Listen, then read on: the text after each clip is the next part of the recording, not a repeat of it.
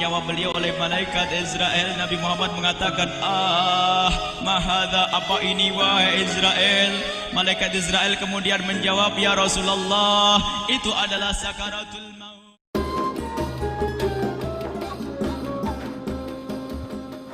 Malaikat Jibril berkata, ya Rasulullah, di depan ada malaikat Israel mau masuk. Kata Rasulullah, boleh masuk, silakan. Kemudian malaikat Israel mengucapkan salam, dan setelah mengucapkan salam, malaikat Israel menawarkan, ya Rasulullah, aku disuruh oleh Allah untuk mencabut nyawamu atau membiarkan engkau. Dalam riwayat, aku disuruh oleh Allah untuk memberikan pilihan kepadamu, al-baqa' fid dunya, tetap di dunia, atau ar-rafiqal a'la, atau dengan Allah. Nabi Muhammad menjawab, ar-rafiqal a'la, dengan Allah. Kemudian setelah itu Nabi Muhammad berdoa agar umatnya selamat. Setelah ada jaminan umatnya selamat, malaikat Israel, sudahlah, cabut nyawaku kalau memang sudah waktuku. Mulailah Nabi Muhammad dicabut nyawa beliau oleh malaikat Israel. Dan di saat Nabi Muhammad mulai dicabut nyawa beliau oleh malaikat Israel, Nabi Muhammad mengatakan, mahadha, apa ini wahai Israel? Malaikat Israel kemudian menjawab, ya Rasulullah, itu adalah sakaratul maut, itu adalah sakitnya di dalam kematian. Kemudian Nabi Muhammad mengangkat tangannya sambil berucap, la ilaha illallah, inna lil mauti la sakarat, tidak ada Tuhan selain Allah, sungguh di dalam kematian ada sakitnya, sakit kematian, yaitu sakaratul maut. Kemudian Nabi Muhammad memohon, ya Allah, Allahumma khaffif alayya sakaratul maut, ya Allah, ringankan sakaratul mautku ini, ya Allah. Dijawab oleh malaikat Israel, ya Rasulullah, itu sudah aku ringankan 70 kali. Nabi Muhammad menoleh, apa malaikat Israel?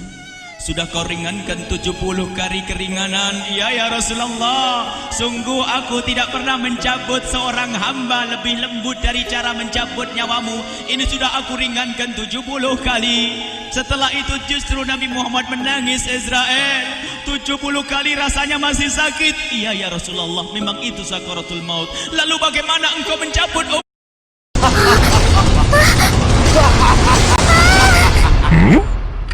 Ingat siapa? Umat.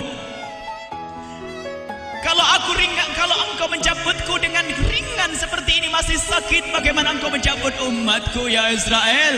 Dijawab oleh malaikat Israel, umatmu manusia biasa, ya aku cabut ya Rasulullah, begitu saja. Ya sudah, begitu habis. Nabi Muhammad menangis. Tiba-tiba Nabi Muhammad mengangkat tangan dan memohon kepada Allah, Allah, inna lil mauti la sakarat, la ilaha illallah, inna lil mauti la sakarat, sungguh di dalam kematian ada sakaratul maut. Allahumma khaffif ala ummati sakarat maut, ya Allah, ringankan dari umatku sakaratul maut, wa thaqqil alayya, dan bebankan kepadaku. Sampai tidak sadar doanya Nabi Muhammad seperti itu. Thaqqil alayya itu doa cinta. Seorang ibu yang pernah punya anak, tuh lihat kalau doa Rasulullah ini masih dilakukan. Bagaimana Rasulullah bisa doa begitu? Itu bahasa cinta yang tidak bisa diterjemahkan dengan oleh akal. Seorang ibu kadang-kadang, ibu yang di belakang nih, ibu mau dikasih sakit oleh Allah? Mau, Bu? Ibu jauh sekali. Ibu mau dikasih sakit? Jawabnya tidak mau. Tapi suatu ketika seorang ibu melihat anaknya sakit, ngomong, sudahlah nak, jangan kamu yang sakit, biar ibu yang sakit. Ada atau tidak? Nah, kenapa ngomong begitu? Itu bahasa cinta itu. Tidak rela kalau anak ini sakit, biar aku saja yang sakit. Itu yang dirasakan Rasulullah. Sakaratul maut begitu sakitnya, membayangkan betapa sakitnya umat Nabi Muhammad di saat dicabut nyawa beliau. Maka Rasulullah mengatakan, ya Allah, ringankan sakaratul maut dari umatku, bebankan kepadaku saja ya Allah. Wala sawfa yu'tika fatarda. Permintaan Nabi Muhammad tidak ditolak oleh Allah, dikabul dan dikabul wahai Muhammad. Sallu ala Nabi Muhammad. Dan benar, sakaratul maut kita ditahan oleh Rasulullah, ditanggung oleh Rasulullah, sehingga digambarkan oleh Imam Bukhari di saat Nabi Muhammad dicabut nyawa beliau, Siti Aisyah yang ada di situ. Rasulullah berada di pangkuan Siti Aisyah, yang saat itu Siti Aisyah melihat keringat dingin keluar dari kening Rasulullah. Siti Aisyah tidak pernah melihat keringat keluar seperti itu. Bahkan di saat dipegang kepala Rasulullah, panasnya melebihi dari panasnya orang biasa. Setiap kali ada kain dicelupkan di air, ditempelkan di kening Rasulullah langsung mengering. Saat itu Nabi Muhammad mengucapkan kalimat la ilaha illallah innal mauti lasakarat. Kemudian Nabi Muhammad berpesan dengan banyak pesan, dan di antara pesan Rasulullah adalah akri minni ala ummati salam, akri minni salam ala ummati wa ala man ittaba'ani wa ala man tabi'ani min ila yaumil qiyamati. Aku titip salam kepada umatku dan orang yang mengikutiku sampai hari kiamat. Sadari salam Rasulullah. Sebelum meninggal masih ingat titip salam. Salam kepada siapa? Bukan salam kepada siapa-siapa, tapi salam kepada kita. Maka mari kita mengucapkan salam kepada Rasulullah, karena Rasulullah sudah salam duluan kepada kita. Mari kita sejenak bersalam kepada Rasulullah dan hadirkan Rasulullah ada di mata kita dan di hati kita. Mari kita bersama-sama mengucapkan salam. Assalamualaikum ya Rasulullah. Assalamualaikum ya Rasulullah. Assalamualaikum ya Habiballah. Assalamualaikum ya Nabi Allah. Rasulullah mengucapkan salam untuk kita. Dan di saat itu Rasulullah keringat dingin keluar, maka oleh Siti Aisyah diusap. Oleh Siti Aisyah diusap, bayangkan saat itu Nabi Muhammad di pangkuan Siti Aisyah dan diusap oleh Siti Aisyah. Siti Aisyah berkata, keringat Rasulullah mengucur deras hingga aku usap, dan aku usap dengan tangannya Rasulullah. Diusap dengan tangannya Rasulullah. Siti Aisyah memegang tangan Rasulullah sendiri yang digunakan untuk mengusap keringat Rasulullah. Sahabat bertanya, Aisyah, kenapa harus dengan tangan Rasulullah tidak dengan tanganmu? Lihat jawab Siti Aisyah, karena tangan Rasulullah lebih lembut dari tanganku. Sallu ala Nabi Muhammad. Masih sempat nyanjung itu sahabat Nabi. Dalam keadaan begitu masih menyadari kelembutan tangan Rasulullah, jasad Rasulullah, kemuliaan Rasulullah sallallahu alaihi wasallam. Dan aku lebih menginginkan bahwasanya yang menyentuh jidat Nabi Muhammad adalah tangan yang paling mulia di dunia dan di akhirat. Siti Aisyah enggak berani menyentuhkan. Pengennya yang disentuhkan di kening Rasulullah adalah tangannya Rasulullah sallallahu alaihi wasallam. Kemudian setelah itu Nabi Muhammad merasakan sakit yang sangat untuk kita. Kemudian Nabi Muhammad mengangkat tangan tinggi-tinggi mengucapkan la ilaha illallah inna lil mauti lasakarat. Tiba-tiba tangan itu semakin turun dan ditangkap oleh Siti Aisyah.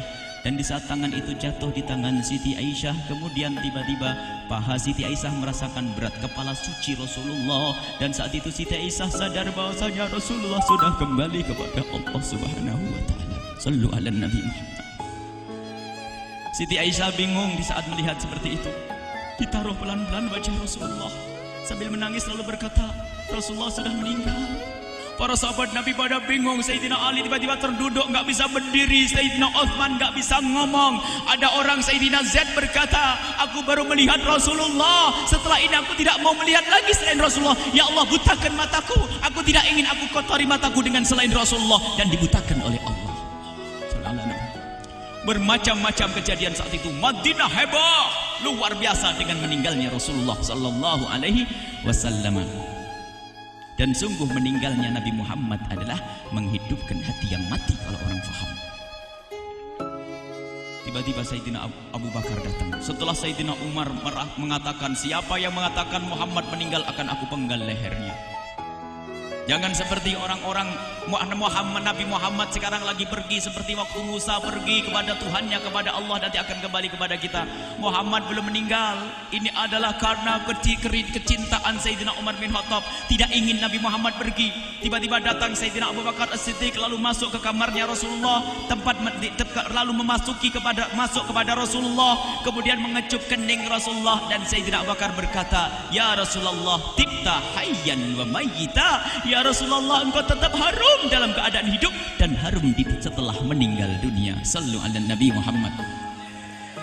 Hingga sampai setelah hari besoknya meninggal Rasulullah, Senin sore, Selasa malam, Rabu dikubur Rasulullah sallallahu alaihi wasallam.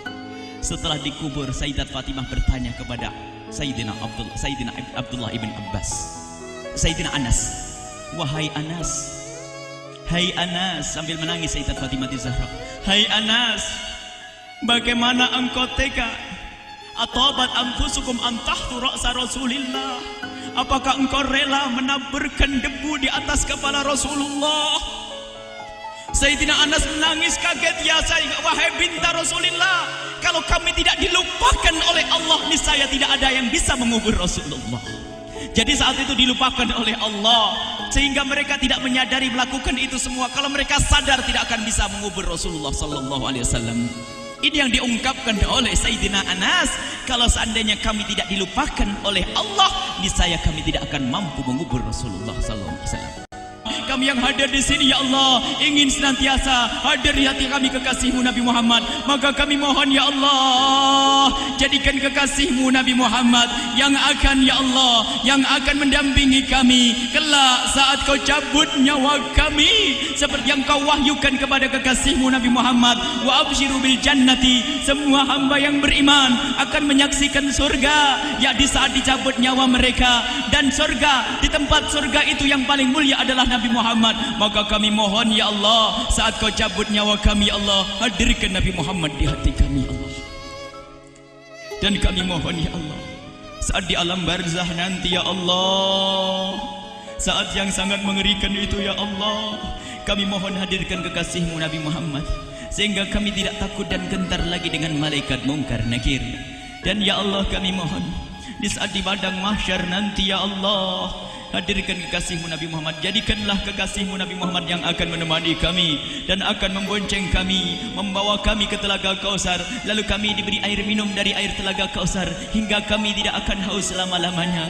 Ya Allah, jadikan kekasih-Mu Nabi Muhammad yang akan menemani kami di saat kami menyeberang Siratal Mustaqim hingga kami tidak akan terjerumus ke neraka jahanam. Dan jadikan kekasih-Mu Nabi Muhammad yang akan kami saksikan setiap saat di surga-Mu, ya Allah. Ya Allah, jadikan kekasih-Mu Nabi Muhammad yang senantiasa, ya Allah, kami lihat kelak di surga. Dan jadikan ucapan kami di akhir hayat kami kelak adalah, ya Allah, adalah kalimat agung dan mulia, la ilaha illallah Muhammadur Rasulullah, la ilaha illallah.